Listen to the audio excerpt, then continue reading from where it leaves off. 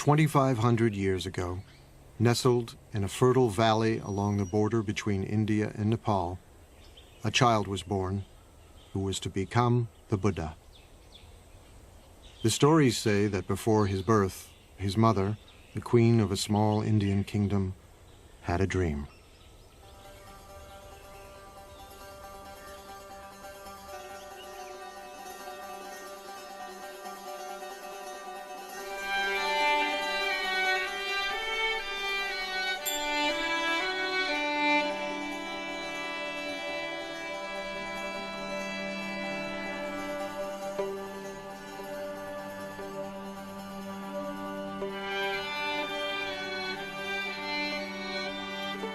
A beautiful white elephant offered the queen a lotus flower and then entered the side of her body.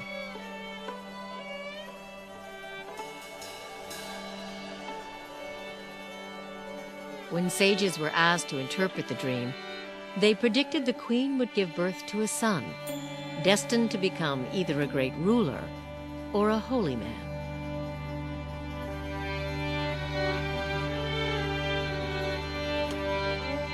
One day, they said, he would either conquer the world or become an enlightened being, the Buddha. People like stories. It is one of the ways we learn. The story of the Buddha's life is an archetypal journey, but it is a means to an end. It is not an end.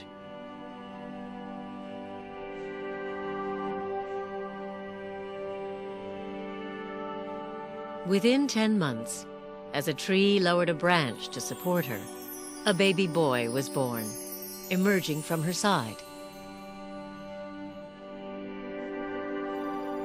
7 days later, the queen died.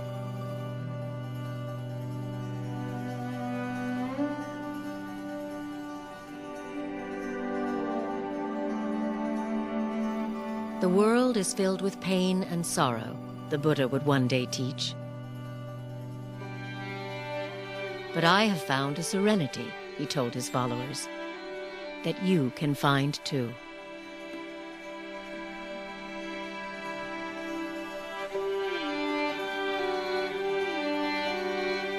Everybody understands suffering. It's something that we all share with everybody else. It's at once utterly intimate and utterly shared. So Buddha says, that's a place to begin. That's where we begin. No matter what your circumstances, you will end up losing everything you love. You will end up aging. You will end up ill. And the problem is that we need to figure out how to make that all be all right. What he actually said was that life is blissful. There's joy everywhere, only we're closed off to it. His teachings were actually about opening up the joyful or blissful nature of reality. But the bliss and the joy is in the transitoriness. Do you see this glass? I love this glass. It holds the water admirably. When I tap it, it has a lovely ring. When the sun shines on it, it reflects the light beautifully. But when the wind blows and the glass falls off the shelf and breaks, or if my elbow hits it and it falls to the ground, I say, of course. But when I know that the glass is already broken, every minute with it is precious.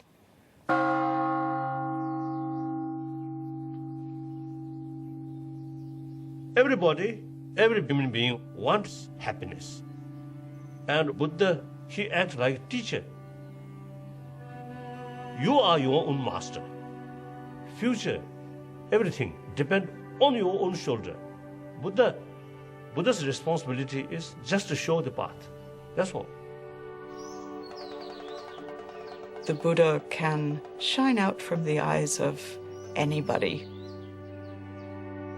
Inside the buffeting of an ordinary human life, at any moment what the Buddha found, we can find.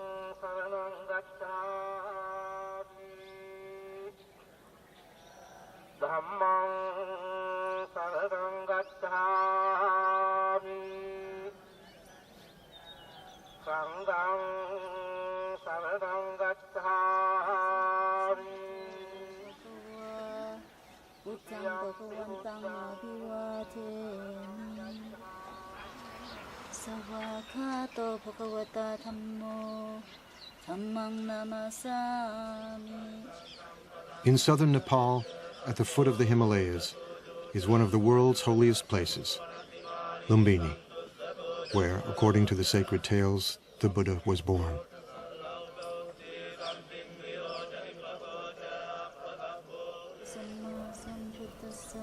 Today, Buddhist pilgrims from all over the world make their way here to be in the presence of the sage whose life story is inseparable from centuries of anecdotes and legends.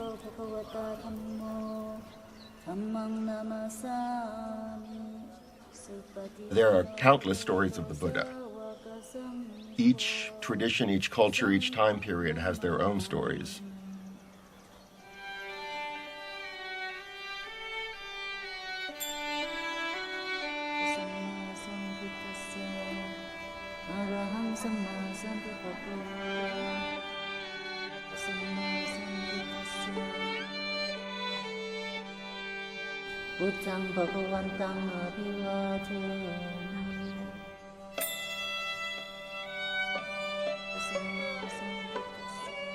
We have lots of visual narratives and artwork from all over Buddhist Asia.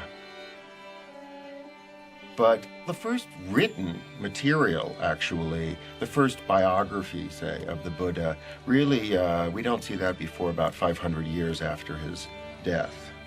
For the first few centuries, Buddhist narrative was oral.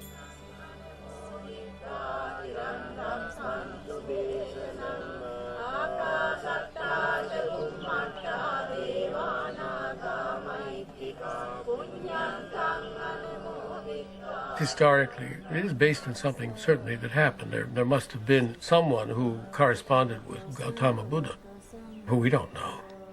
We don't know how much of it is pure fairy tale and how much of it is historic fact. But it doesn't matter. It touches something that we all basically know. The relevance of it is in the message of the story, the promise of the story. Like any good story, it has a lot to teach. So the story of his life, then, is a beautiful way of telling the teaching. He who sees me sees the teaching, the Buddha said. And he who sees the teaching sees me.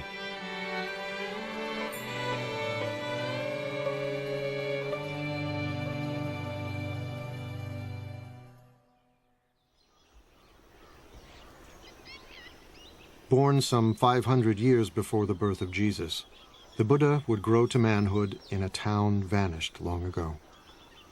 For nearly 3 decades, he would see nothing of the world beyond.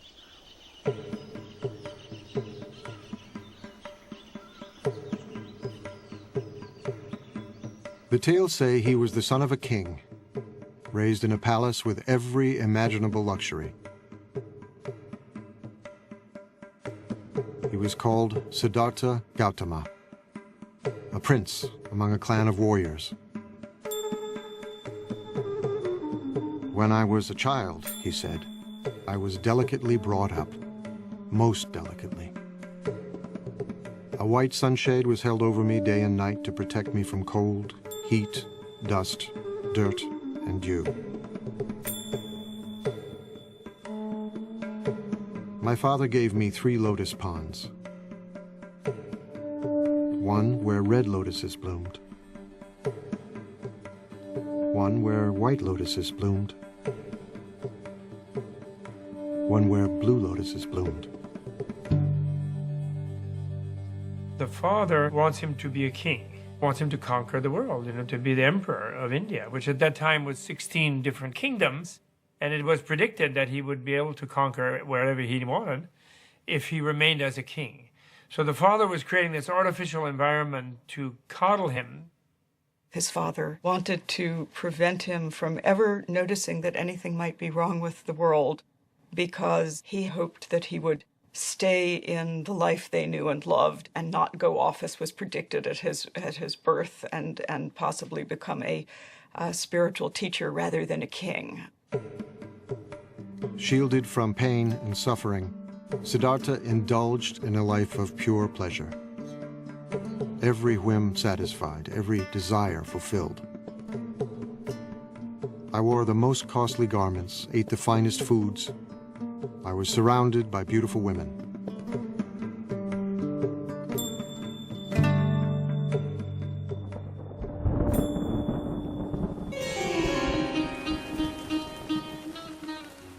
During the rainy season, I stayed in my palace, where I was entertained by musicians and dancing girls. I never even thought of leaving.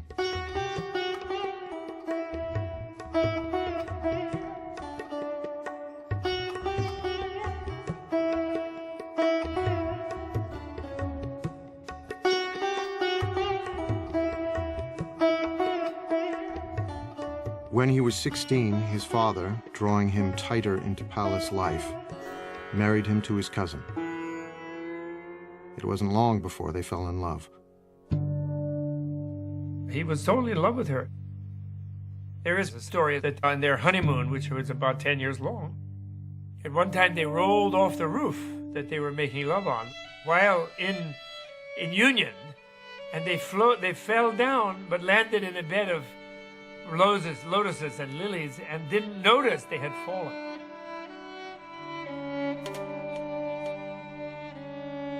And so, the stories say, he indulged himself for 29 years, until the shimmering bubble of pleasure burst.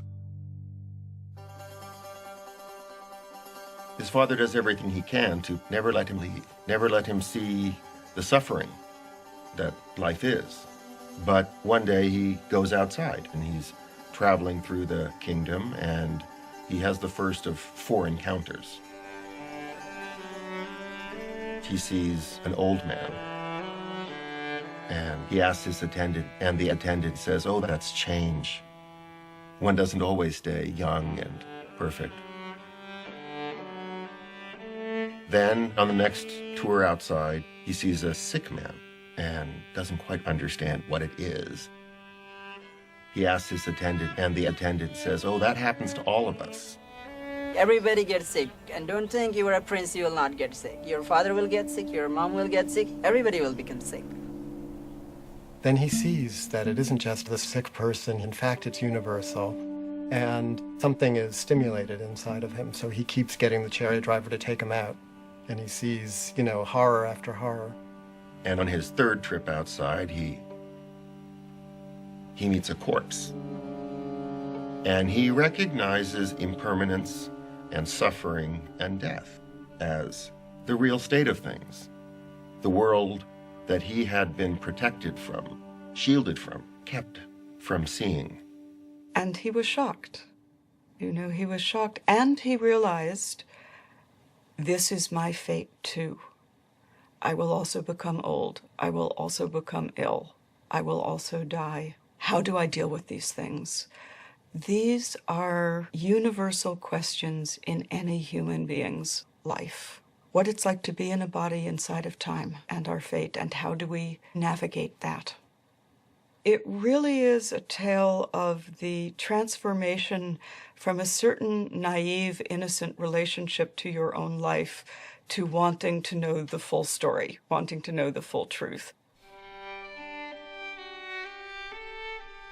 And then the 4th trip outside, he sees a spiritual seeker, someone who has decided to live a life completely other than his life in order to escape from impermanence, suffering, and death. So he has this sort of traumatic encounter with the pain and suffering of life. We try to protect our children. We don't want to let our children see all the pain that's in the world. But at a very early age, at a time before he could remember anything, at a time before there was conceptual thought, he already suffered the worst kind of loss that one could suffer. Suddenly and mysteriously, his mother died when he was a week old. So something tragic happened, right at the beginning. That might be what it takes to become a Buddha, is that you have to suffer on such a primitive level.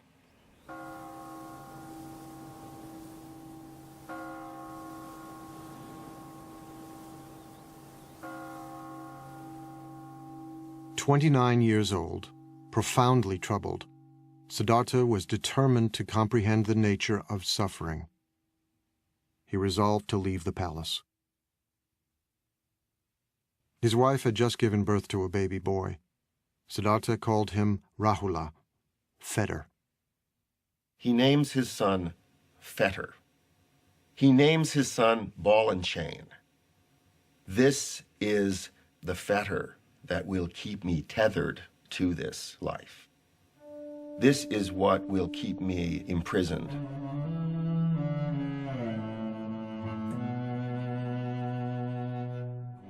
Late one summer evening, Siddhartha went into his wife's room. A lamp of scented oil lit up. His wife lay sleeping on a bed strewn with flowers, cradling their newborn son in her arms.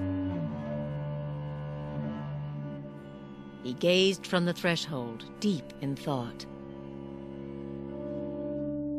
If I take my wife's hand from my son's head and pick him up and hold him in my arms, it will be painful for me to leave. He turned away and climbed down to the palace courtyard. His beloved horse Kantaka was waiting. As he rode toward the city's northern wall, he leapt high into the air. Mara, the tempter god of desire, was waiting. You are destined, Mara told him, to rule a great empire. Go back, and worldly power will be yours.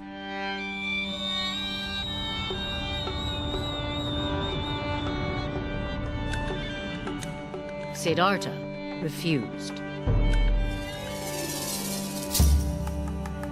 He left grief and probably absolute puzzlement and dismay in the hearts of wife, in the infant son who was innocent and yet was suddenly fatherless, and of course his own father.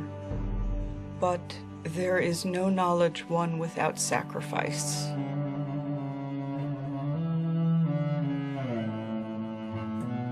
And this is one of the hard truths of human existence.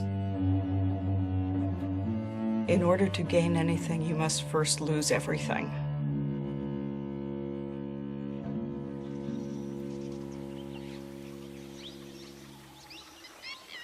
Siddhartha was alone in the world for the first time. On the bank of a nearby river, he drew his sword. Although my father and stepmother were grieving with tears on their faces, he said, I cut off my hair, I put on the yellow robes and went forth from home into homelessness. I had been wounded by the enjoyment of the world, and I had come out longing to obtain peace.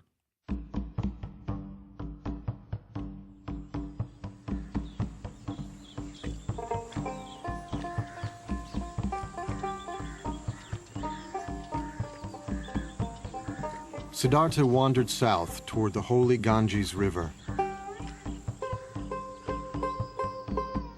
Once a great prince, now he became a beggar, surviving on the charity of strangers.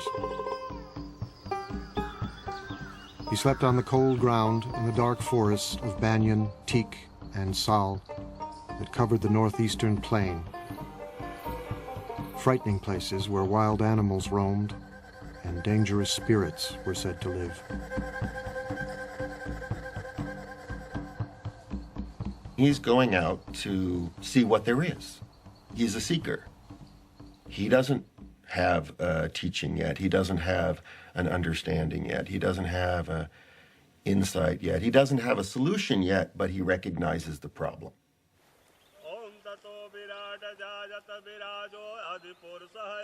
Siddhartha could not expect help from the religion of the time, the ancient Vedic religion, steeped in ceremony and ritual.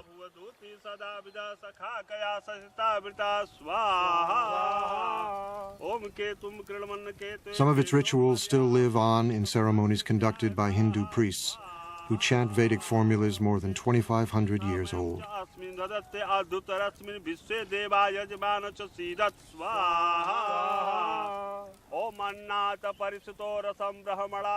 ये जब यहाँ पे सभ्यता का विकास हुआ, आज के करीब हजारों वर्ष पहले, ये जो हम पूजा करते हैं, अपने यज्ञ के विधान से हम अपने देवता और ग्रहों की जो उपासना करते हैं, उससे ये जो संसार में जितने भी प्राणी हैं, उनको सुख प्रदान करते हैं और आध्यात्मिक शांति प्रदान करते हैं।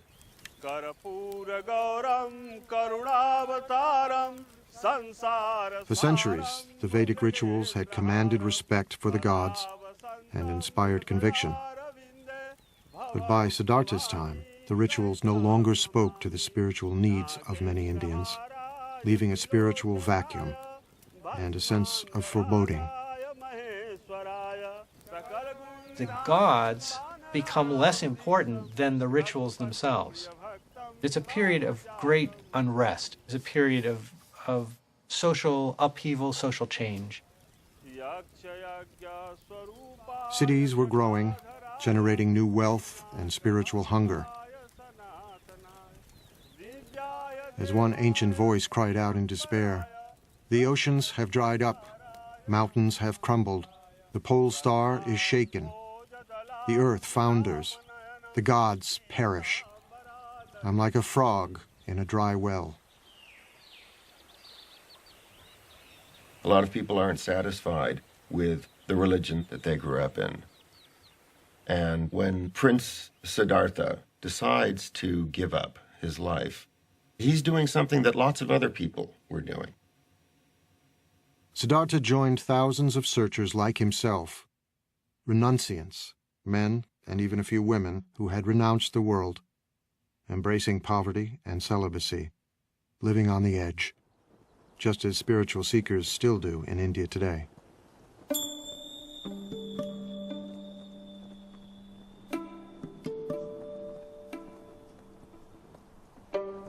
Now, at this time in India, there are lots of renunciants out there.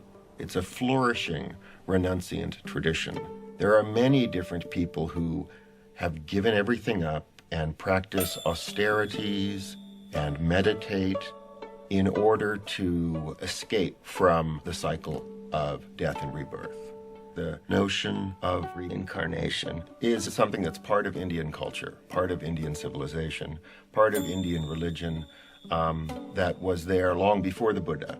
And it was the in a sense, the problem that the Buddha faced. Suffering didn't begin at birth and finish with death.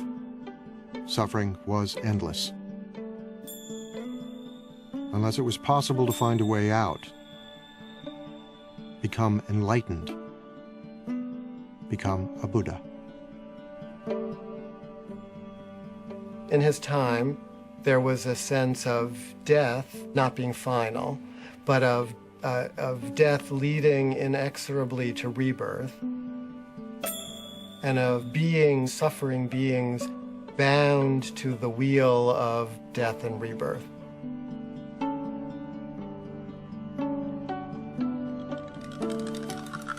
It is said that Siddhartha had lived many lives before this one.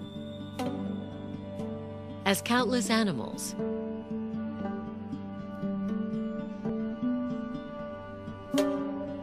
innumerable human beings,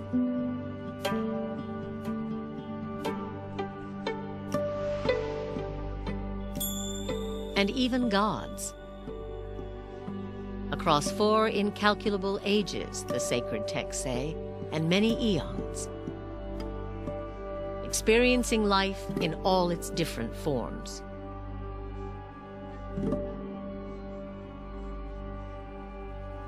Siddhartha's previous lives, many eons, sometimes as a human being, sometimes as an animal. But then gradually, you see his practice becoming more higher and higher and deeper, deeper.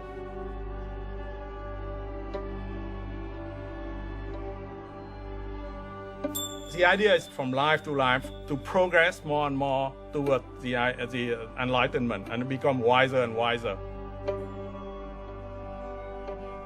Some beings will stubbornly insist on their ignorance and their egotism, and they will charge ahead, grabbing and eating what they can in front of themselves, and being dissatisfied, but thinking that the next bite will do it. And they will die and be reborn, die and be reborn in infinite times.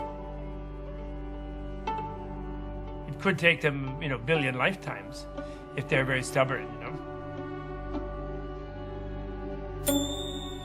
And becoming a Buddha, becoming enlightened, is the only way of getting out of the continual cycle of death and rebirth. Now, rebirth here isn't the popular notion that, my past life I was Cleopatra floating down the Nile or Napoleon.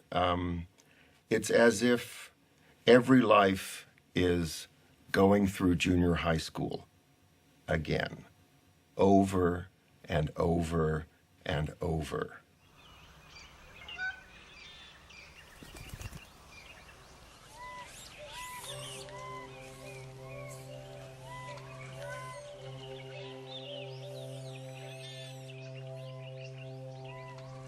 With the authority of the priests worn thin and wisdom seekers like Siddhartha roaming the countryside, holy men emerged, teaching their own spiritual disciplines.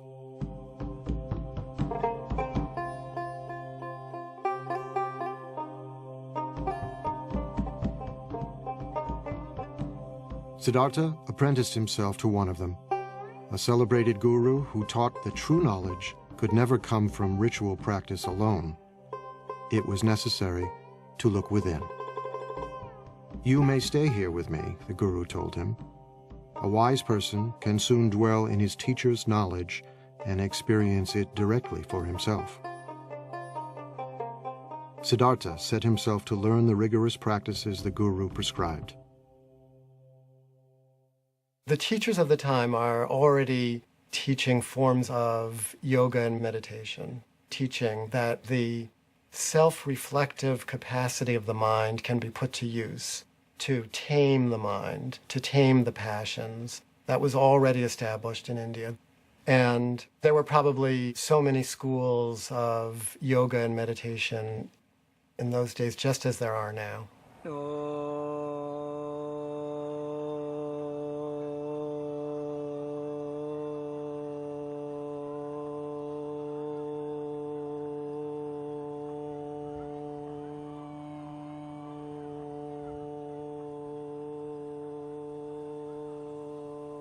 योग केवल शरीर के लिए नहीं है। शरीर के लिए तो अपने आप स्वाभाविक रूप से लाभ मिलता ही है। योग का जो मुख्य लक्ष्य है कि हम समाधि को प्राप्त कर जाएं। सर्वे भवन्तु सुखिना तुरंत नहीं आता। सर्वे by the Sadhana.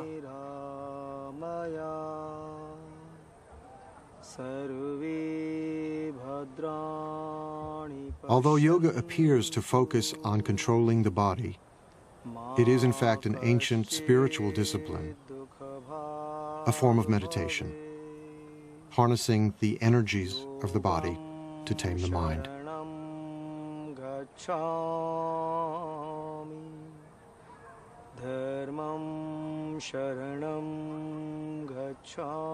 Some yogis learn to sit without moving for hours, breathing more and more slowly until they seem to be barely breathing at all.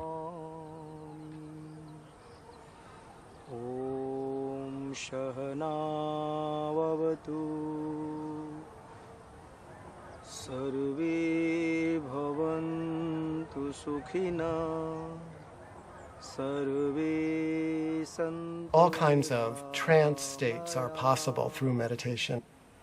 If you hold the mind, if you concentrate the mind on a single object, be it a word or a candle flame or a sound, it's possible to transport the mind into all kinds of interesting places.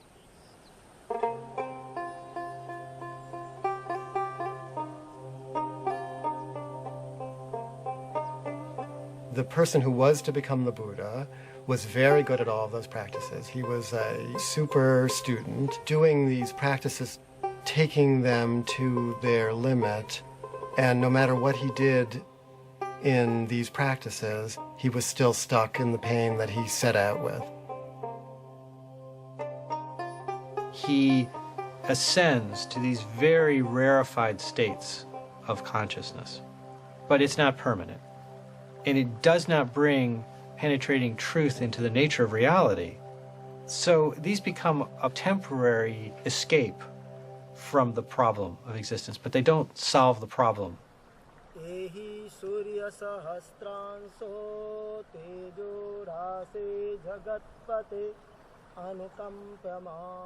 Siddhartha apprenticed himself to another popular guru, but the results were the same. The thought occurred to me, he said later, this practice does not lead to direct knowledge, to deeper awareness. Disenchanted, he left this master too.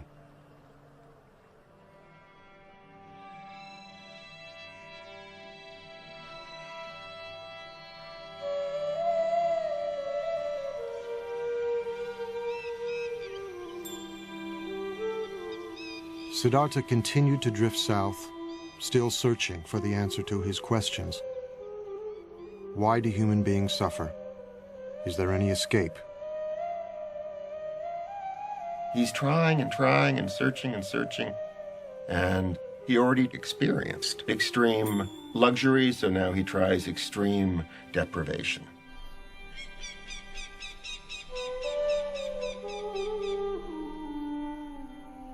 Among the renunciants, asceticism was a common spiritual practice, punishing the body as a way to attain serenity and wisdom.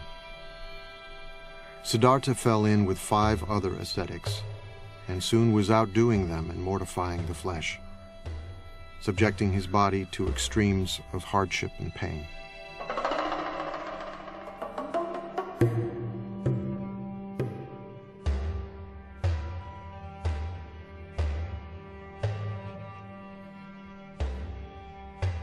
The body represents a fundamental problem.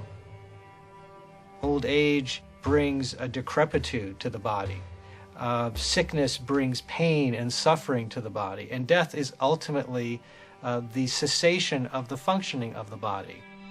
So there was a sense that if you could punish the body sufficiently, you could escape its influence. You could transcend some of the limitations that the body seemed to impose. The ascetic pursues the truth by taking the requirements of survival down to the absolute minimum possible. Barely enough food to stay alive, no protection from the elements, no heat. Sit in the cold, sit in the rain.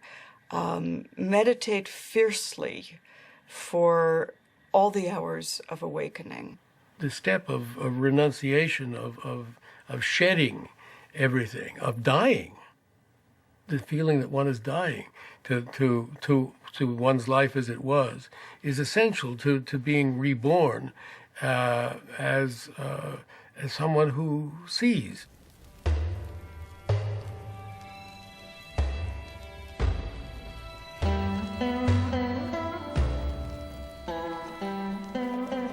Ascetics can still be seen in India, firm in the belief that by subduing the flesh, they can gain spiritual power. सत्य क्या है? एक time बुझे लेने में 24 घंटे में एक सेकंड अपने को प्रत्यक्ष बता देता है कि सत्य क्या है. था छोड़ दिया 16 उम्र में. इसलिए सोचता हूँ कि हर चीज मोह नहीं रखता। ये मार्ग जो आगे बढ़ने के लिए इसमें मोह नहीं रखता। मोह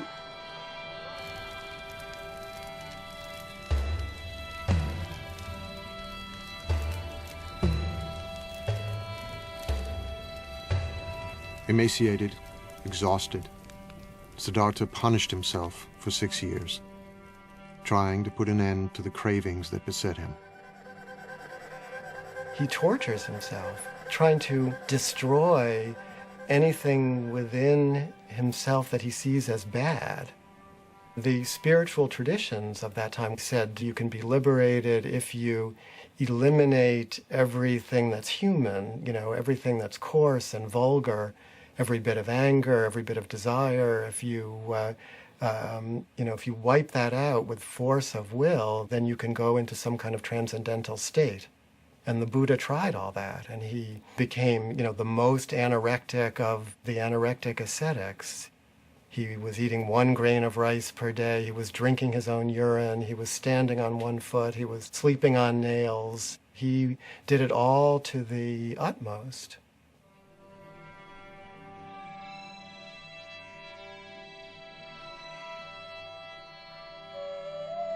My body slowly became extremely emaciated, Siddhartha said.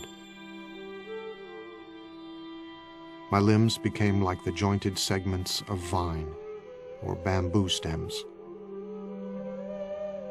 My spine stood out like a string of beads.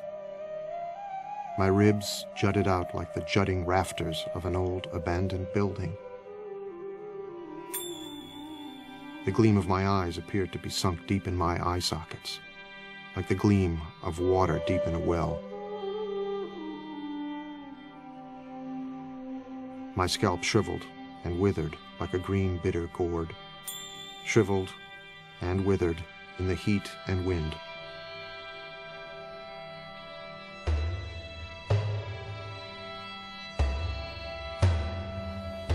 What he was trying to do was pushing his body to the most extreme that he could. But then he realized that from that, he cannot gain what he wants. Trying to torture the body becomes too much. The whole attention is given to the body, nothing else. He surrendered himself completely to the hard training that he was given. And what he discovered, having tried this completely for many years, was that he had not answered his question. It hadn't worked.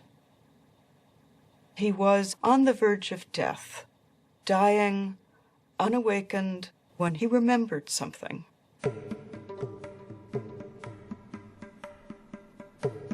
He remembered a day when he was young and sat by the river with his father, and the perfection of the world as it was simply gave itself to him. Years before, when Siddhartha was a small boy, his father the king had taken him to a spring planting festival.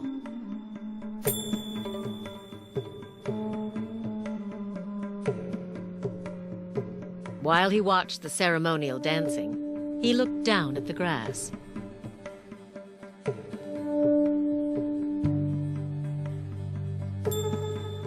He thought about the insects and their eggs,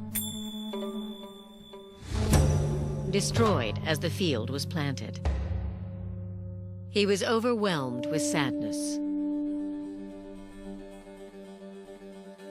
One great taproot of Buddhism is compassion, which is the deep affection that we feel for everything because we're all in it together, be it other human beings, other animals, the planet as a whole, the creatures of this planet, the trees and rivers of this planet.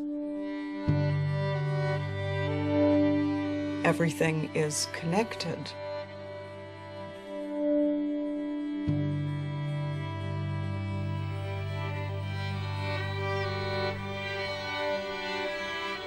It was a beautiful day. His mind drifted.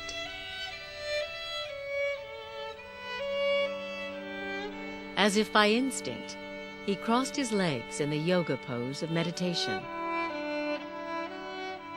And the natural world paid him homage. As the sun moved through the sky, the shadows shifted, but the shadow of the rose apple tree where he sat remained still.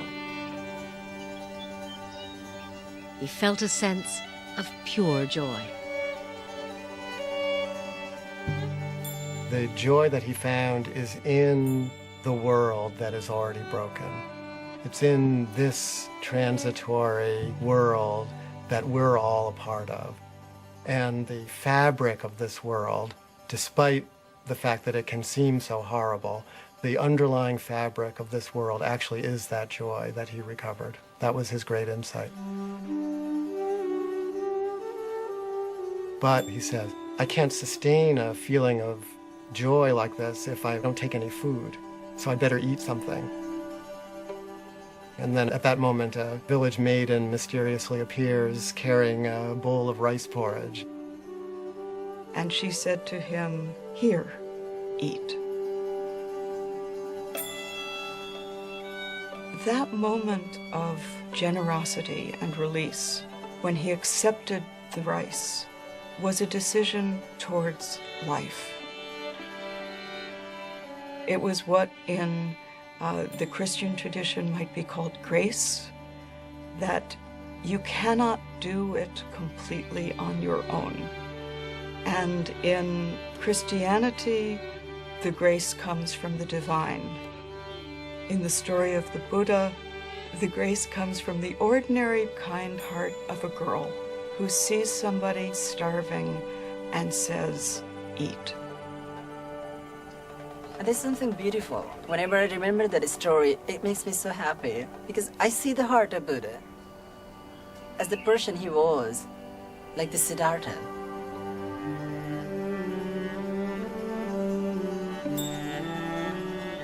This dish was the dish he used to be fed by his stepmother, rice pudding. He was missing that so much. And then he remembered maybe further and further, and he remembered about his wife, about his son, and the deepest emotions that he had suppressed. They overpowered. They came up. They were still there. He had a feeling of missing. He had a feeling of seeing his son, and a feeling of being near his loved ones. They were so powerful. Oh, this must have soaked his whole entire being. He was actually an utter failure. He had been clinging to the path of asceticism, and when he took the food, what followed was a return of his original question. Life is painful. Life involves change. This is still a problem. The problem didn't disappear.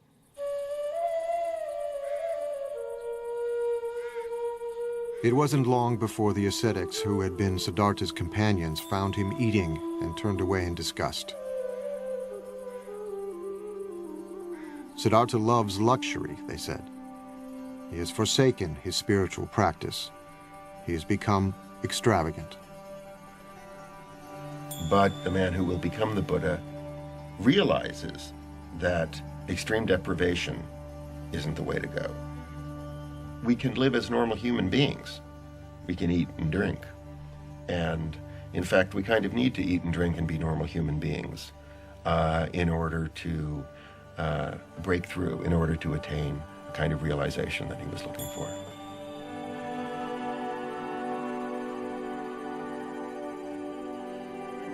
Siddhartha had put his faith in 2 gurus. They hadn't helped him. He'd punished his mind and body. That had almost killed him. Now, he knew what he must do. To find the answer to his questions, he would look within and trust himself.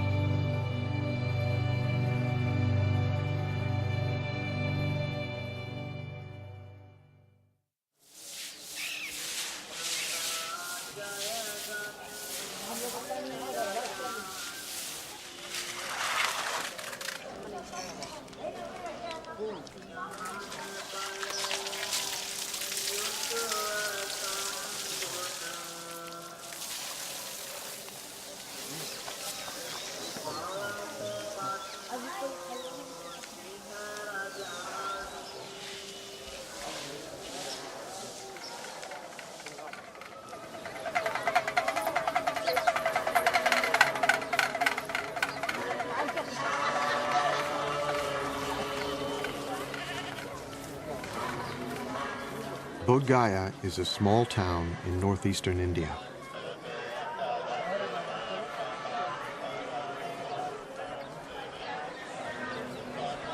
Throngs of pilgrims have come here from all over the world for more than 16 centuries.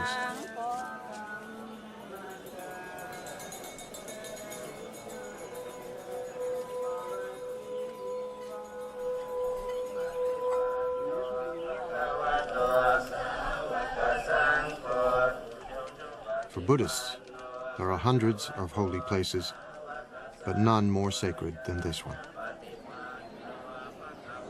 Bodh Gaya is the sacred point from which the Buddhist faith radiates.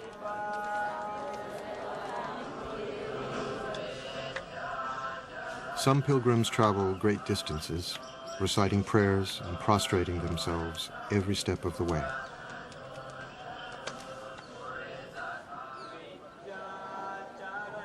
It is their Mecca and Jerusalem.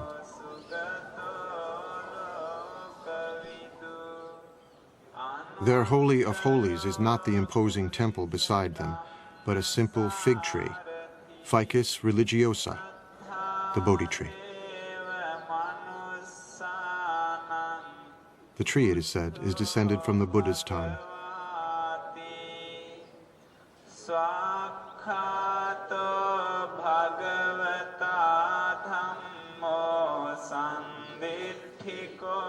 Every pilgrim knows the story of how Siddhartha, after accepting the rice milk from the young girl, put aside the rags he was wearing, bathed himself in a nearby river, and strengthened, sat down in the shade of the Bodhi tree and began to meditate. It was springtime. The moon was full. Before the sun would rise, Siddhartha's long search would be over.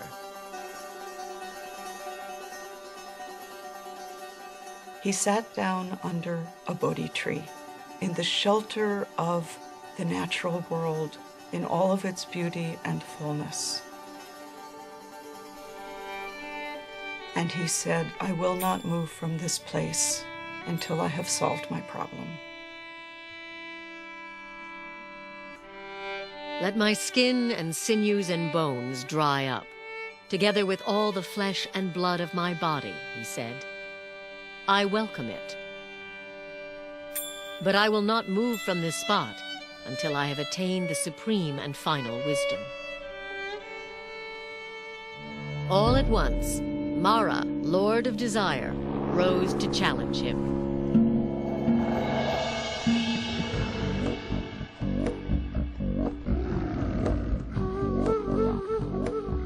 With an army of demons, he attacked.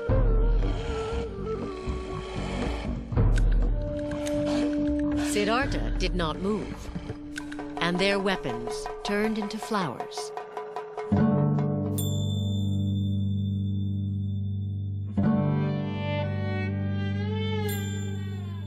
Mara is the ruler of this realm of desire, this world that we all live in. And what he's afraid Siddhartha is going to do when he attains enlightenment and becomes the Buddha is conquer that world. That is, he's going to do away with desire. He's going to wreck the whole game. Mara did not give up. He sent his 3 daughters to seduce him.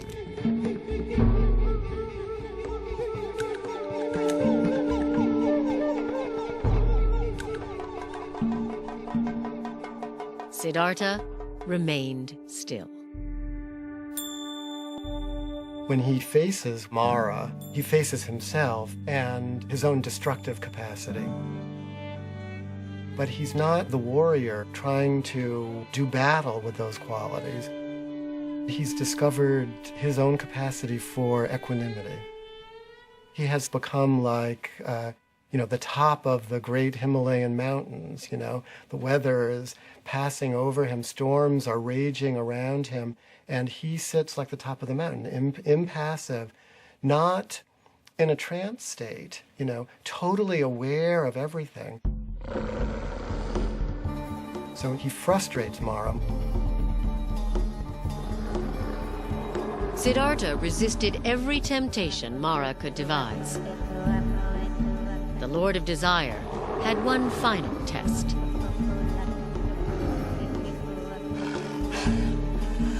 He demanded to know who would testify that Siddhartha was worthy of attaining ultimate wisdom, and his demon army rose up to support him.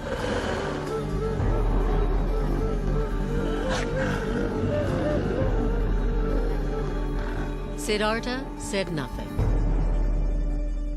He reached down and touched the ground, and the earth shuddered.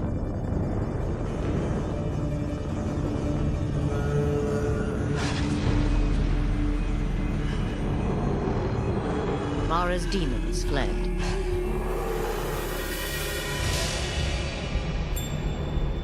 The Buddha reaches down and with his finger touches the earth.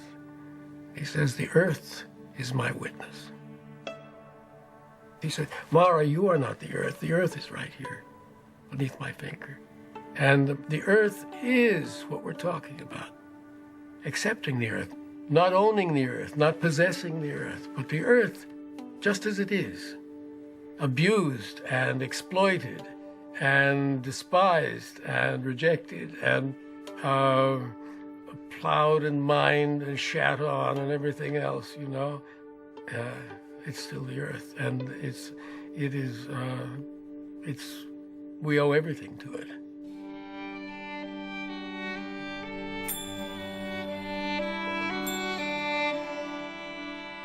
Siddhartha meditated throughout the night.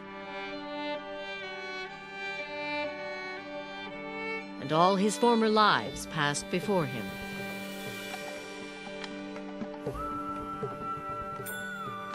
He remembers all his previous lives, infinite numbers of previous lives. Female and male and every other race and every other being in the vast ocean of life forms.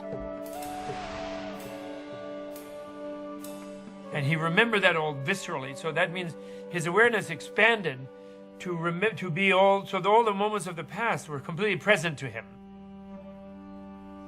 He gains the power to see the process of birth, death, and rebirth that all creatures go through. He's given this sort of cosmic vision of the workings of the entire universe.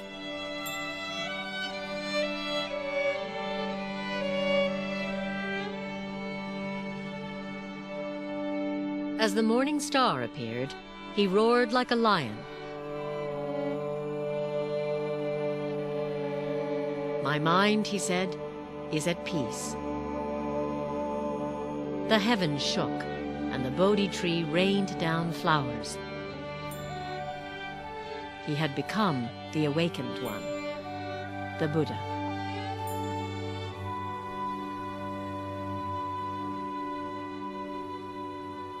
Something new opens up for him, which he calls nirvana, or which he calls awakening.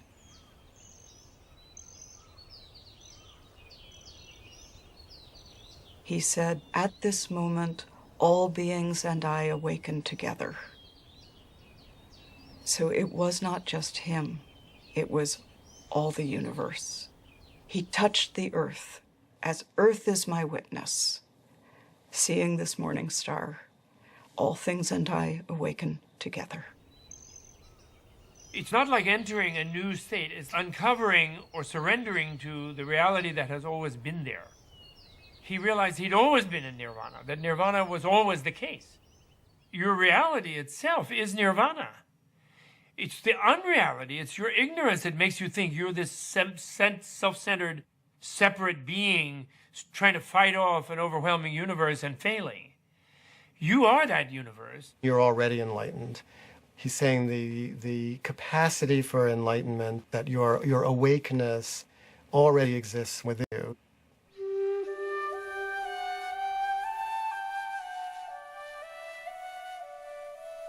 Nirvana is this moment seen directly. There is nowhere else than here. The only gate is now. The only doorway is your own body and mind. There's nowhere to go. There's nothing else to be. There's no destination. It's not something to aim for in the afterlife. It's simply the quality of this moment. Just this, this room where we are. Pay attention to that. Pay attention to who's there. Pay attention to what isn't known there. Pay attention to what is known there. Pay attention to what everyone is thinking and feeling, what you're doing there, and pay attention. Pay attention.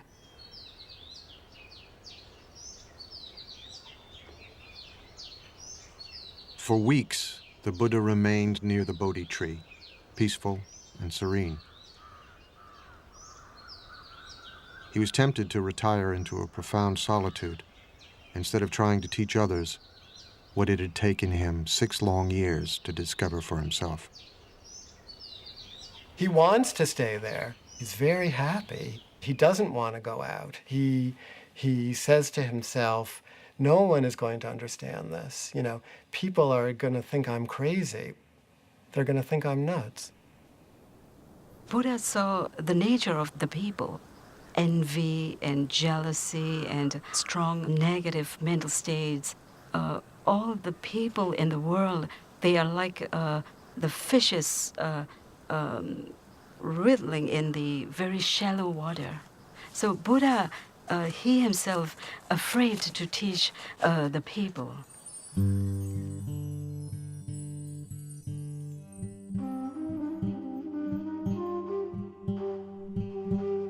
The myth is that God comes to the Buddha. Brahma comes on his knees and says, please, we need you. Why don't you try talking about what you just understood? Because the world needs it. The gods need it and the men need it, you know? People need it. And then Buddha decided to give his teachings. Because of the great compassion, it's not an ordinary compassion.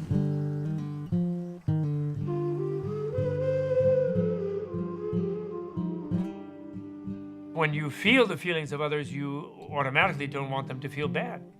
You feel the feeling of your hand, you don't put it in the oven. I mean, you're not being compassionate to your hand, you just feel the pain, so you're not going to put it there. So you feel others' pain, you're going to do your best to help them alleviate it. When somebody becomes enlightened, something blooms in his heart. It's like a flower blooms and it cannot hold the fragrance. It has to naturally release. So it's like he naturally had to release his radiance. He has to share this joy that was in his heart. 35 years old, the Buddha would devote the rest of his life to bringing his teachings, the Dharma, the fundamental laws of all things, into the world. But as he had feared, it would not be easy. As he set off to share what he had learned, he met a wandering ascetic. "Who is your guru?" the ascetic asked him. The Buddha said he had no guru, that he had attained enlightenment on his own. "It may be so," the ascetic said, and walked away. On his first attempt to teach, the Buddha had failed. Buddha meets someone who doesn't see anything special about him. Because the awakened Buddha doesn't look any different from anybody else. He is ordinary. Buddhism is not about being special. Buddhism is about being ordinary. And it is not about the continual exudation of bliss. It is about walking a normal human life with normal human beings, doing normal human things. And this reminds you that you yourself might be a Buddha. At this moment, the person you're looking at might be one. It's an interesting practice. Just each person you see as you walk down the street, Buddha, Buddha, Buddha, Buddha, Buddha.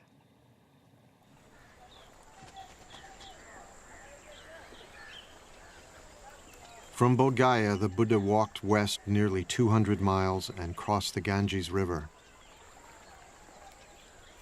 He was still searching for a way to explain to others what he feared was unexplainable, the path to the enlightenment he himself had experienced.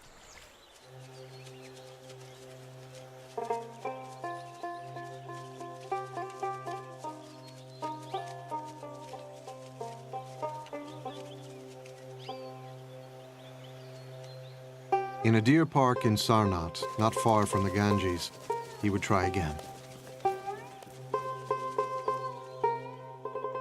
His 5 former companions were still practicing the austerities he himself had abandoned. From far off they saw me coming, and on seeing me, made a pact with one another, the Buddha recalled. Friends, here comes Siddhartha, living luxuriously, straying from his ascetic practice. He doesn't deserve to be bowed down to. These are his buddies who were just disappointed and disgusted with him for giving in after they'd all been trying to starve themselves into enlightenment. So they're a little distrustful at the beginning. They refer to him as an equal, and he then tells them, no, that's not the term you should use when you refer to a Tathagata, to a being who's gone beyond. And so he sets them straight. And they then become the first people to hear the content of what he realized under the Bodhi tree. His first teaching would later be called setting in motion the wheel of the Dharma, because it brought the Buddha's message into the world for the first time.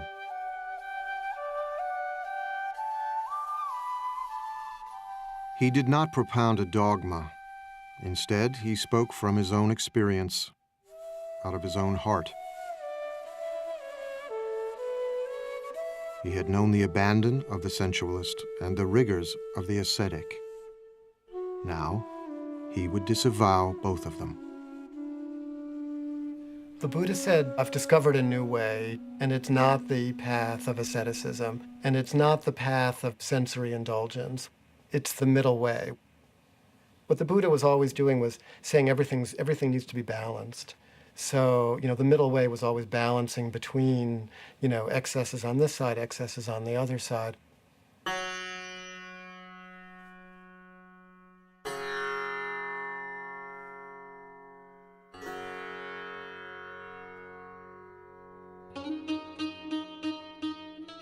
Fair goes the dancing when the sitar is tuned. Tune us the sitar, neither high nor low, and we will dance away the hearts of men.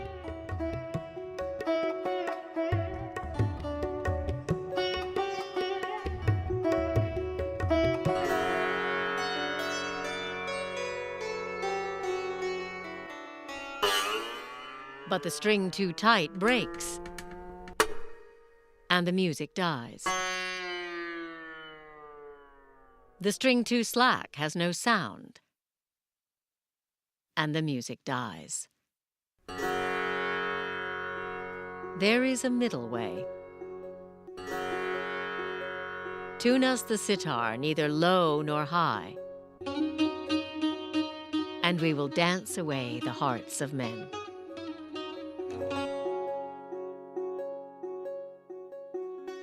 The path to enlightenment lay along the middle way, the Buddha taught, and the ascetics listened. Now he would answer the question that 6 years before had provoked his spiritual journey, the question of suffering. Buddhists don't have a creation story. There is no creator deity. It's not really of interest. It's not an issue. What's of interest is the problem of human suffering and the solution to human suffering. Pretty much everything else, right, is beside the point. The Buddha's analysis of suffering came in the form of what have come to be called the Four Noble Truths. There is no commandments or anything. The first noble truth is that there is suffering in this world. Generally, this suffering has been mistranslated. Suffering is not entirely accurate to the word that the Buddha probably used. It means something closer to dissatisfaction, that, we're never quite happy, and if we are, that's gone in an instant anyhow. And he says that this suffering, this unsatisfactoriness, doesn't arise by itself. It has causes. Our own mind causes it.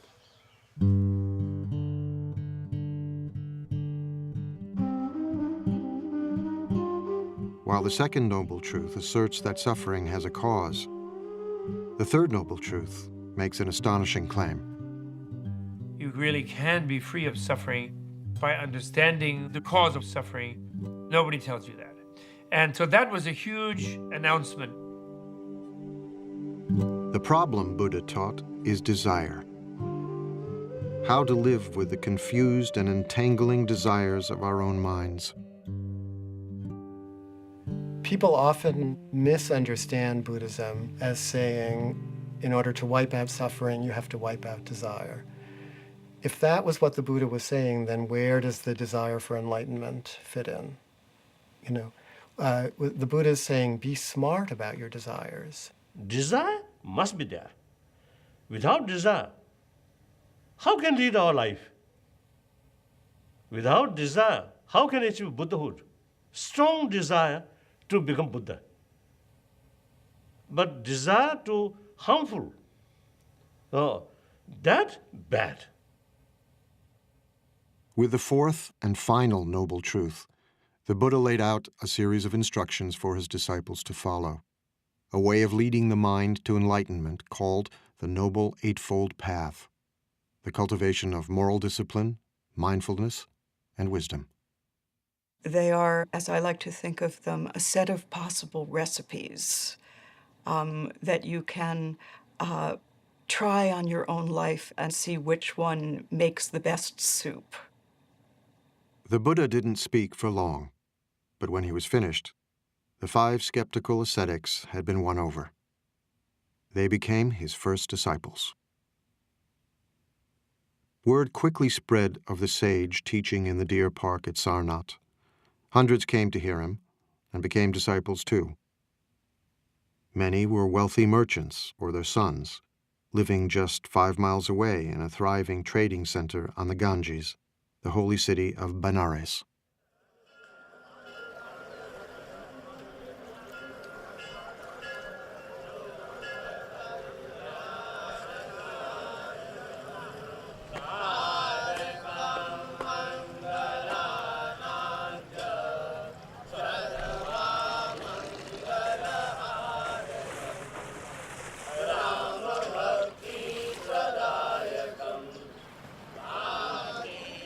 Today, Benares is the most sacred city in all of India, as it has been for millennia.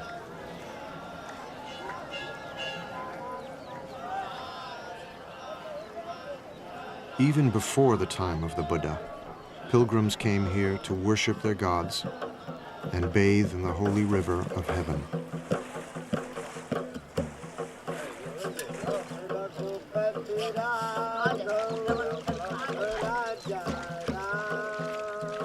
You see people purifying themselves, bathing in the Ganges. You see priests performing rituals.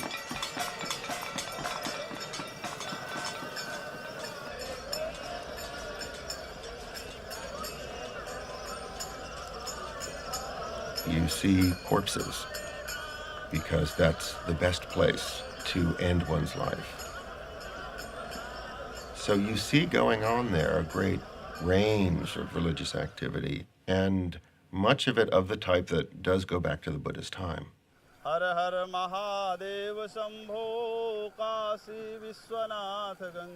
Many of today's sacred ceremonies on the Ganges echo the ancient practices of the Vedic priests, the Brahmins. In the Buddha's day, only the Brahmins could mediate between the gods and men. Only they could conduct the holy rituals that were said to preserve the universe itself.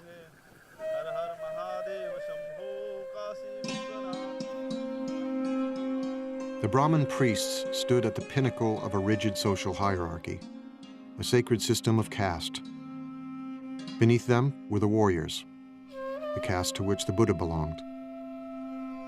Below them were farmers. At the bottom were the servants, and still lower, outcasts. Those social groups are not merely social conventions, but rather they're hardwired into the nature of the universe. you're supposed to stay in that group, and the survival of society depends upon your continuing to perform the function associated with that social status.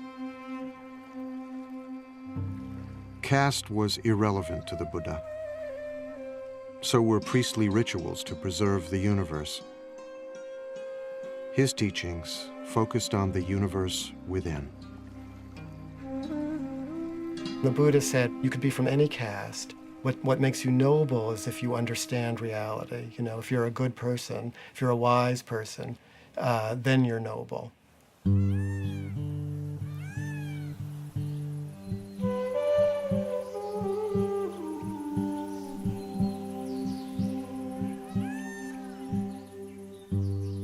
In time, a devoted gathering of monks formed around the Buddha at Sarnath, near the Ganges. Broken stones and fallen pillars mark what remains of what grew to be a vibrant monastic community, the Sangha.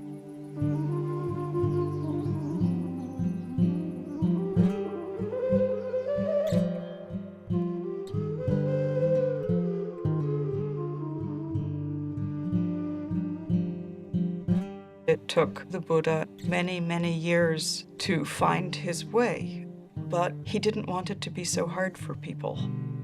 And so he established a community who could live together and help one another.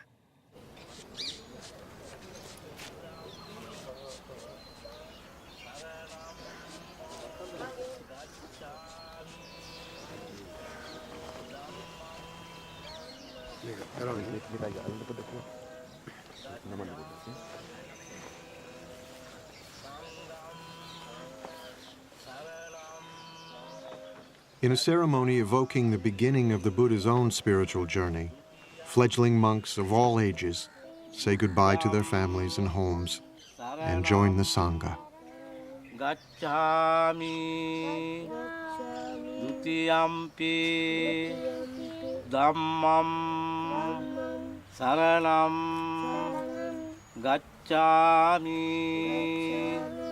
I go to the refuge of the Buddha, I go to the refuge of the Dhamma, and I go to the refuge of the Sangha. Sanghang saranang gacchami. The Sangha is an embodiment of Buddha's experiential wisdom. What happens if people practice this thing? Are they truly happy or not? Are they joyful or not? So I think Buddha wanted to also leave a perfect example of his teaching, an alive teaching, a teaching that walks, a teaching that can talk, a teaching that can laugh. So I would say Sangha is just like a living example of Buddha's teaching.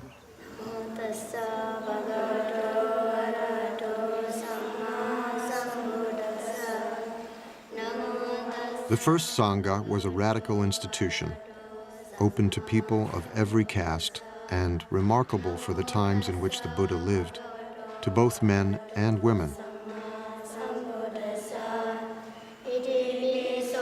The Buddha was part of a culture deeply suspicious of women.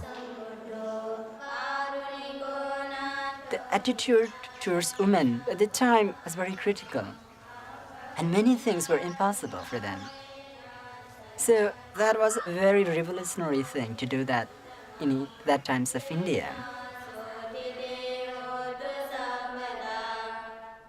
By ordaining women as nuns, the Buddha gave women the chance to escape the drudgery of daily life.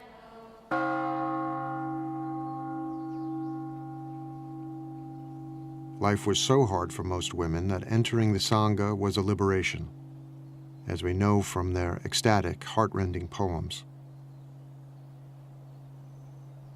So freed, so thoroughly freed am I from my pestle, my shameless husband and his sunshade making, my moldy old pot with its water snake smell.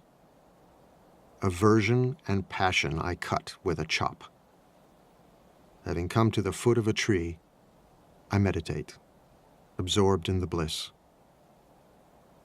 What bliss!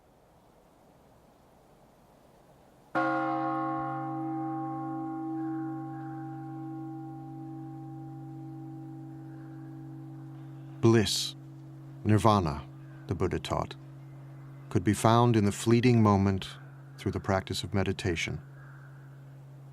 The Buddha showed his followers how to come to terms with their own roiling thoughts and desires by paying attention to them, by becoming aware, becoming mindful.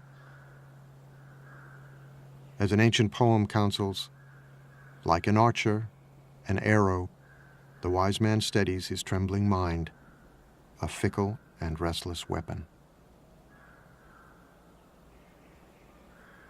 Many times our mind is not peaceful enough. So we realize that perhaps we need to understand more about mind itself and how to balance the emotions, how to balance our mind and try to cultivate more happiness. The difficulties come from within. One experiences unexpected things from one's mind. Most dangerous skeptical doubts. Doubts about oneself, doubts about the Buddha. Physical is we can get from from the food and from the supplement of vitamins and and for the mind, this is the only way we have to. Only medicine. Meditation is not about getting rid of anger, getting rid of lust, or getting rid of jealousy. Even while becoming a monk, often we experience anger. It happens. It often happens when people start teasing you like a shaven, bald-headed person. But it gives a good chance for us to realize that, okay, let's see, this anger arises. What is it? What most often happens in our ordinary life is that whenever we experience these emotions, we get stuck into it. It starts twisting us. But Buddhism is going through inside it and getting out of it peacefully. And I think that gives us more joy. And that makes human life more full, more around. It's not like we are not living in partial truth, but it's like whole of things together. It takes time to comprehend this. And then, by practicing again and again, the practitioner becomes very balanced, and one reaches a state of very strong equanimity. Equanimity towards the physical and mental objects. And this is the base camp for the summit. Enlightenment.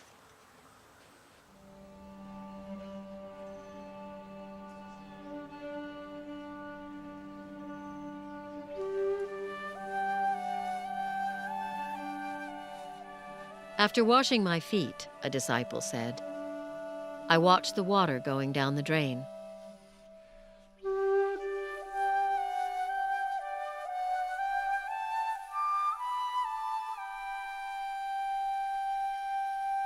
I am calm. I control my mind like a noble thoroughbred horse.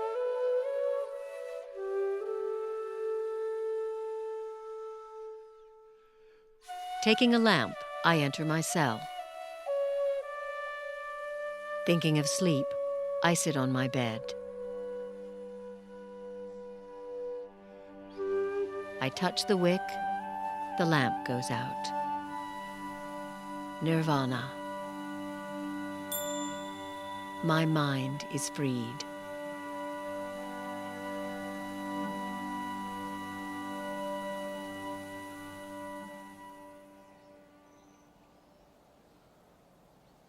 The mind is as restless as a monkey, the Buddha taught. Who you are, what you think of as yourself, is constantly changing. Like a river, endlessly flowing, one thing today, another tomorrow. There's water in a river, then there's water in a glass, and then the water is back in the air, and then it's back in the river. The water's there, but what is it? That's a way to think about the self in Buddhism. One moment you're angry, the next moment you're laughing. Who are you?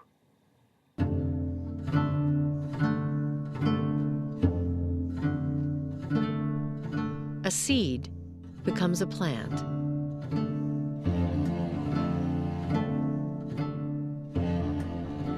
Wisps of grass are spun into a rope.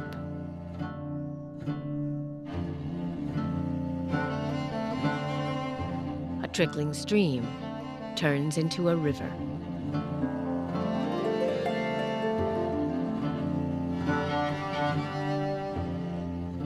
The self comes and the self goes. Simply notice how from one moment to another, yourself is actually not as much the same as we think it is.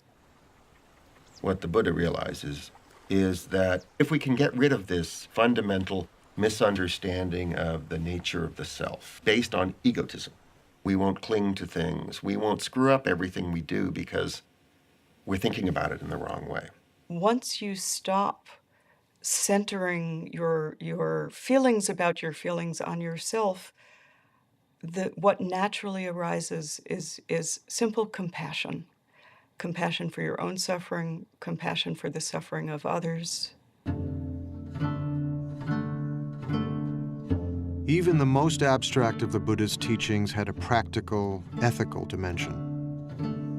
Compassion, the Buddha taught, comes from understanding impermanence, transience, flow, how one thing passes into another, how everything and everyone is connected. When this is, that is. From the arising of this comes the arising of that. When this isn't, that isn't. From the cessation of this comes the cessation of that.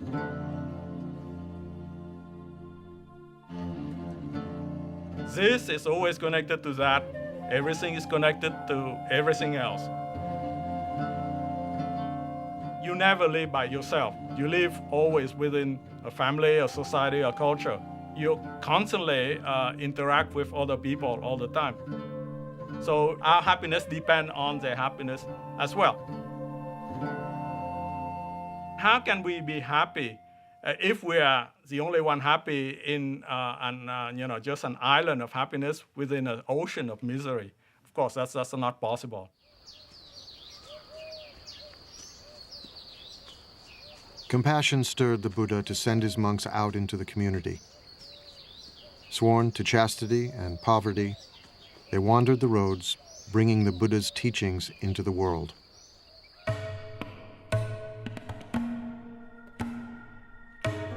Go forth, monks, for the happiness of the many, out of compassion for the world.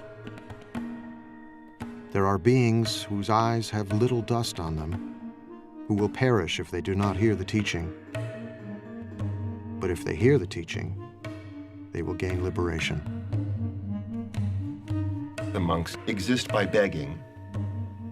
We think of begging as kind of a bad thing. Begging in this tradition is a good thing. It's a sign of spiritual purity.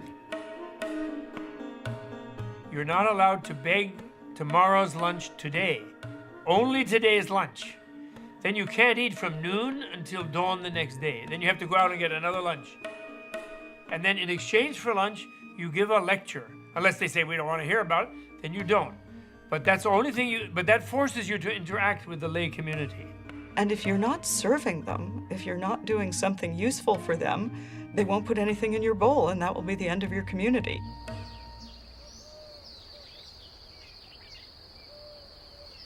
The Buddha himself wandered across northeast India, teaching and gathering new disciples everywhere he went. You didn't have to become a monk or a nun to become a Buddhist. The Buddha's teachings were for everyone.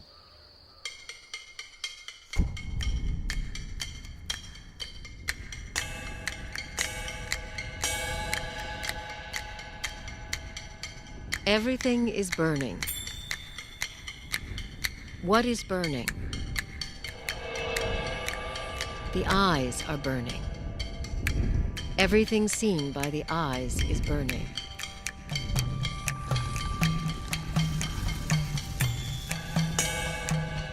The ears are burning.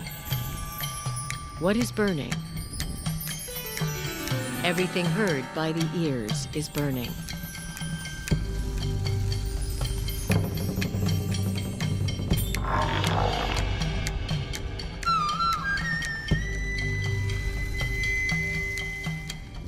The nose is burning. Smells are ablaze. The tongue is burning. Tastes are ablaze. The body is burning. The mind is burning. We're on fire. We may not know it, but we're on fire, and we have to put that fire out. We're burning with desire, right?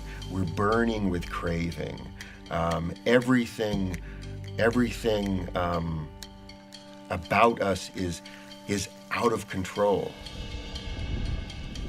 The Buddha goes on to talk about the three poisons: greed and anger and ignorance, and how the three poisons are what is making the fire. And the way out of doing this is not to deny the three poisons, but to recognize that if you turn them round, you come to their opposites. Instead of greed, you have generosity.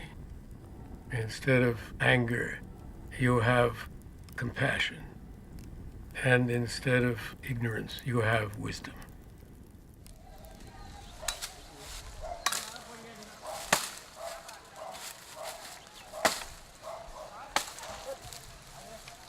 I can give my teachings in brief, the Buddha said. I can teach in detail. It is those who understand that are hard to find.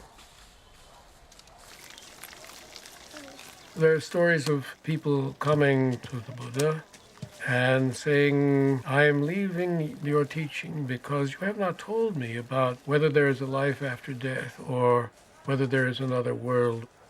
And the Buddha says, did I ever say that I would give you the answer to these things? No, Lord, you didn't. Why do you think that I never said that I would give you the answer to these things? Because these are not the things that you need to know. The thing that you need to know is how to deal with suffering. Because at this very moment, what made you ask that question was suffering. The Buddha was, above all, a pragmatist. He did not expect his followers to agree with everything he said. He encouraged them to debate and argue, to challenge him. Buddhists say, my follower should not accept my teaching out of devotion, but rather your own experiment. Even Buddha himself, in order to get final enlightenment, need hard work. So investigate based on reason, through logical investigation. If something contradicts in the Buddha's own word, then we have the right to reject that. As the Buddha gathered more and more followers, stories spread of his miracles, which mixed the marvelous with the mundane. One story tells how 500 pieces of firewood split at the Buddha's command.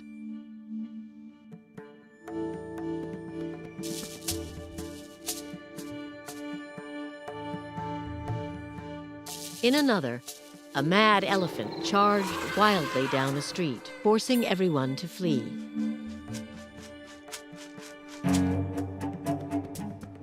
Only the Buddha remained, quietly waiting.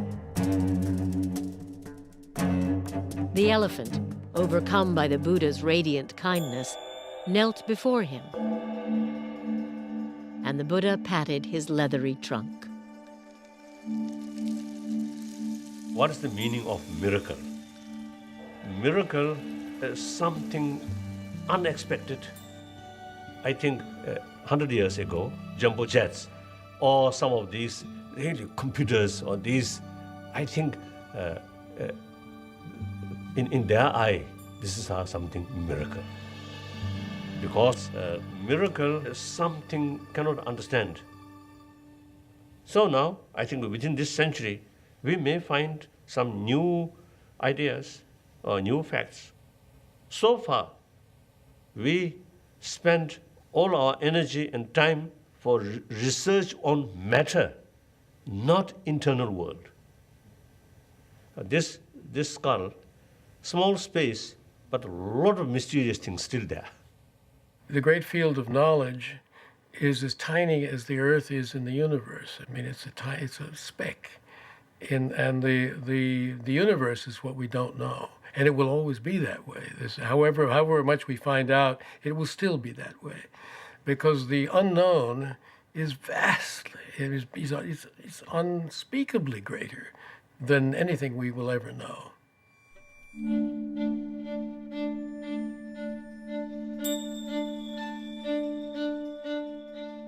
In one of the most storied miracles, the Buddha strode on a jeweled walkway suspended in midair, while streams of water spouted and flames flashed from his body, shooting out to the very edge of the universe.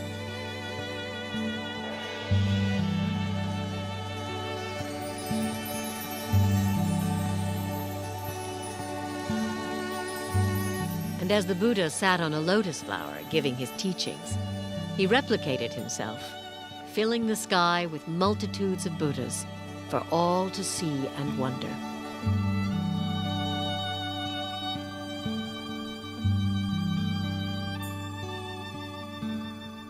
Do we believe that literally?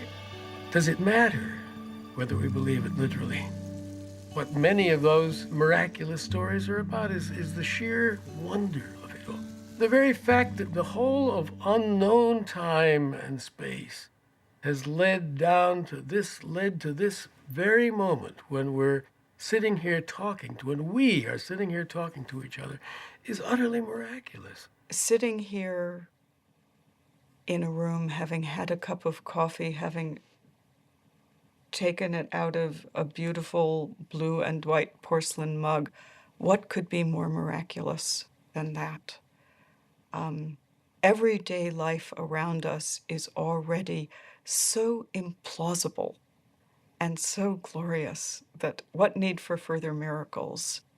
And that's the teaching of the Buddha. That's the miraculous teaching of the Buddha.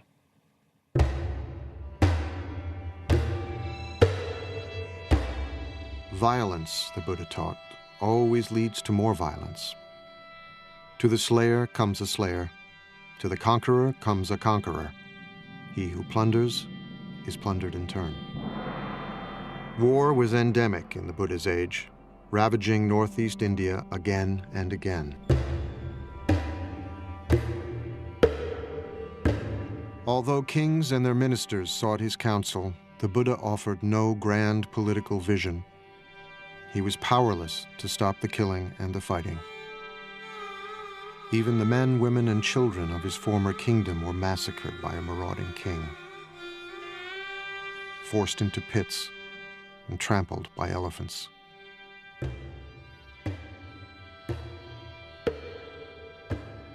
It was said that the Buddha received the news in silence.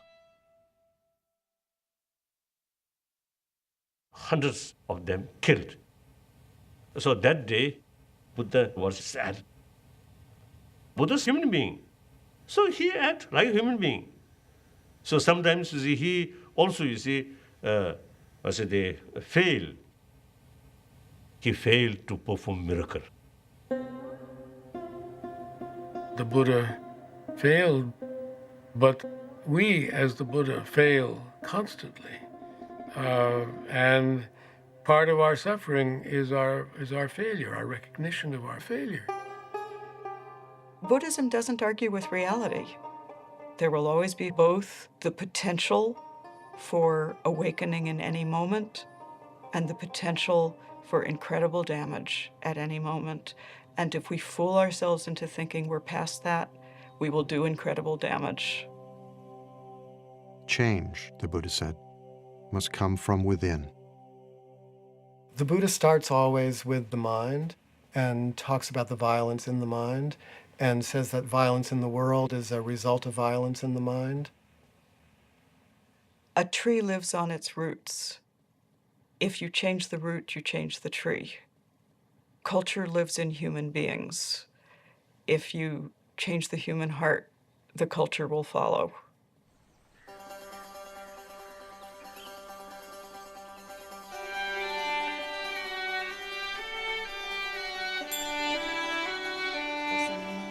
For decades, the Buddha shared his teachings all across northeastern India. Let all beings be happy, he taught, weak or strong, great or small. Let us cherish all creatures as a mother her only child.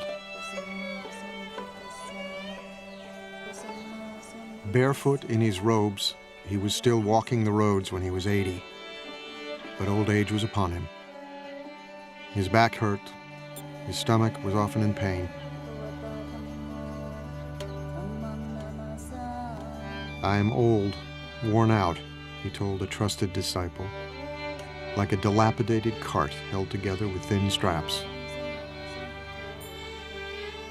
The world is so sweet, he said, that he could understand wanting to live for at least another century.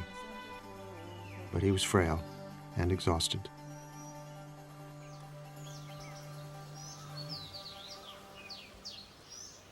He became ill near Kushinagara, a remote village near the border of Nepal, when he was offered a meal which would prove deadly.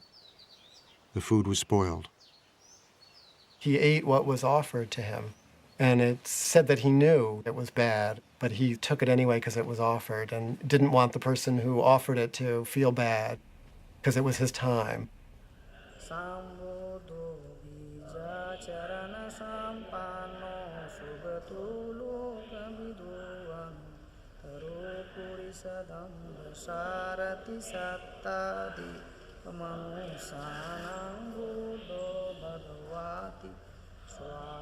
Today, Kushinagara is revered by pilgrims as the place where the Buddha finally left the world.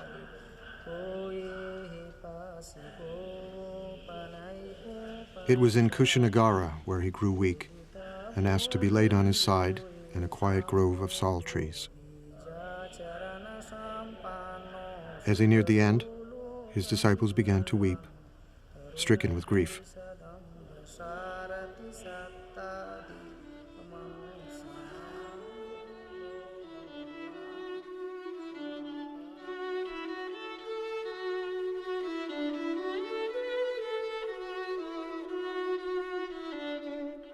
But the Buddha reassured them. All things change, he said. Whatever is born is subject to decay. He's saying this is a natural process. He tells his disciples, use this time, use the energy here, even this, for your own awakening.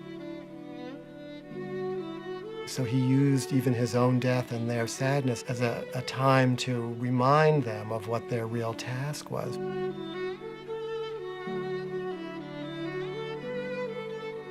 What he's actually doing is inviting those who are close to him into the experience. I don't think the Buddha's teaching in any way argues against grief or sadness or loss. The teachings, if they make any sense, have to make sense in ordinary circumstances, in ordinary lives. And in ordinary lives, we grieve when we lose. We grieve. When it hurts, we say, ouch.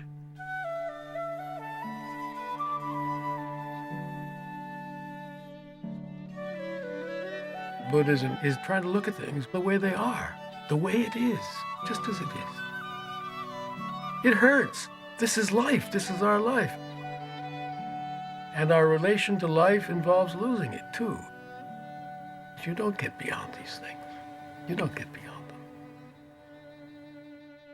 It's all right to feel what human beings feel.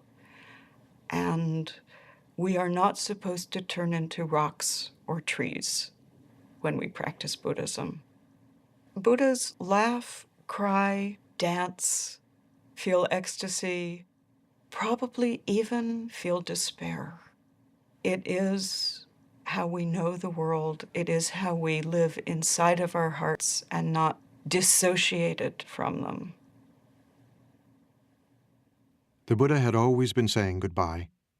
Now he prepared to leave the earth forever. He would never be reborn, never die again.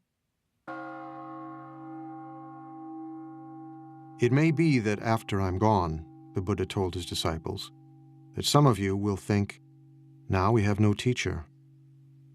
But that is not how you should see it. Let the Dharma and the discipline that I have taught you be your teacher. All individual things pass away. Strive on, untiringly. These were the Buddha's last words.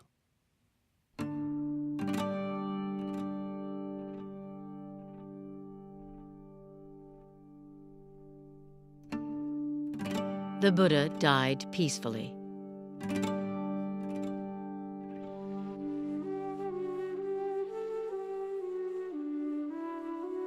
His head was pointed to the north, his face to the west.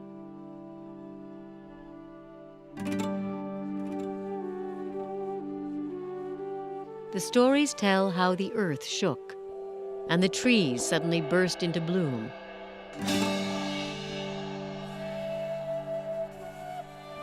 Their petals falling gently on his still body, falling out of reverence.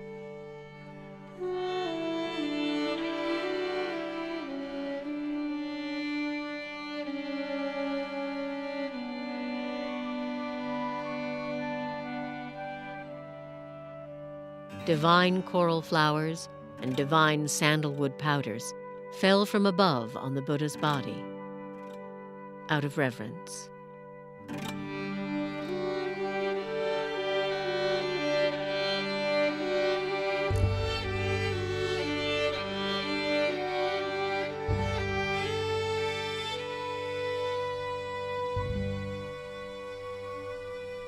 His disciples were quite upset.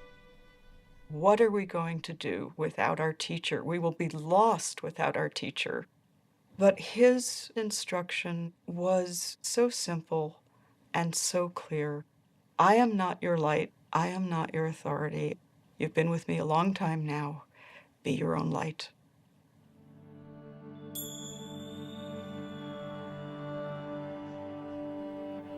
The Buddha saw death and life as inseparable. These are two sides of the same thing. Death is always with us. Death is part of the whole large unknown. And if we are unable to smile at the idea of the unknown, we're in real trouble. That's the realism that the Buddha was talking about. Trying to come to terms with reality.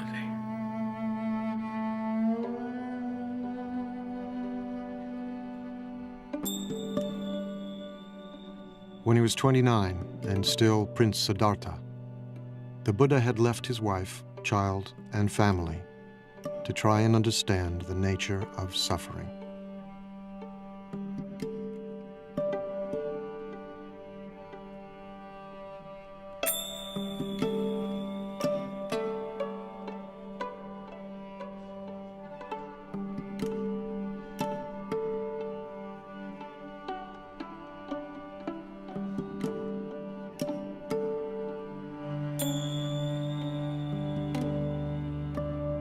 He had attained enlightenment, shared what he had learned, and left a path for others to follow.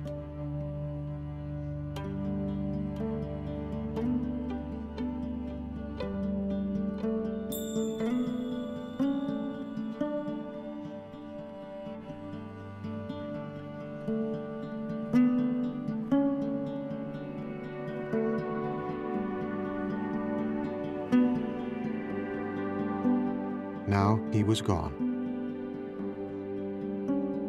But before he died, he had asked his followers to remember him by making pilgrimage to the place of his death,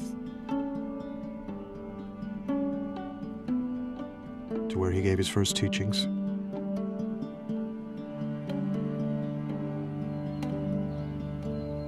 where he achieved enlightenment,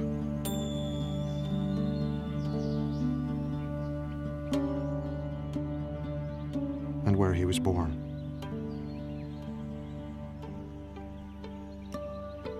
Those four places mark out a sacred biography.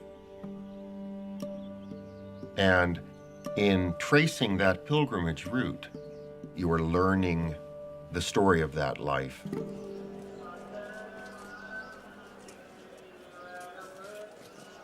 At places of pilgrimage, temples were built, images were installed, and relics were enshrined.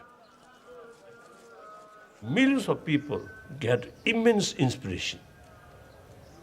Buddha's spirit always there. But real Buddha's holy places is within oneself. That's important. So real Buddhist sacred place we must build within ourselves. We must build within our heart.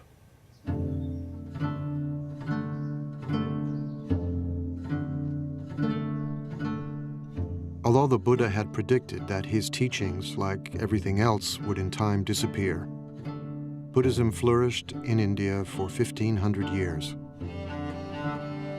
Spread into Sri Lanka, Central and Southeast Asia, Tibet, China, Korea, Japan, and in the 20th century, to Europe and the Americas, adapting different forms and shapes wherever it took root, attracting many millions of men and women who practiced the Buddha's teachings both within and outside the monastic community.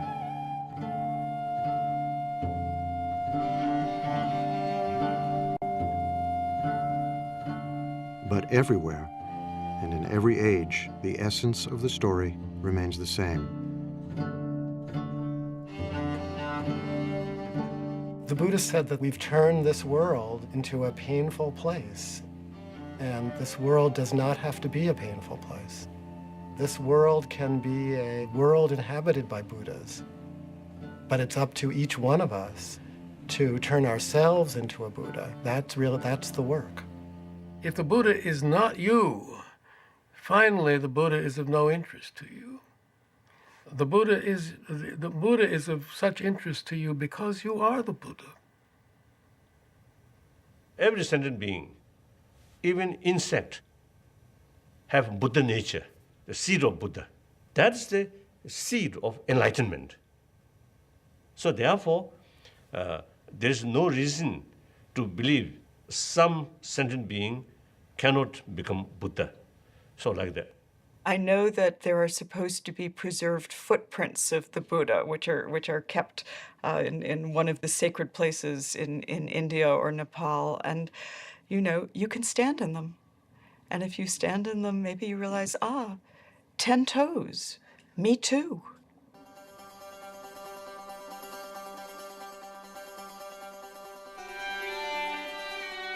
There is a story of a Brahmin who one day found the Buddha under a tree, calmly meditating. The Buddha's mind was still. He radiated such power and strength that the Brahmin was reminded of a tusker elephant.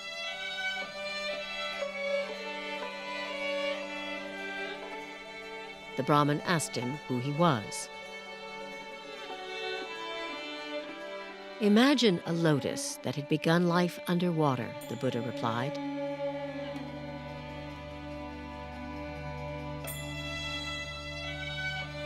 But grew and rose above the surface until it stood free.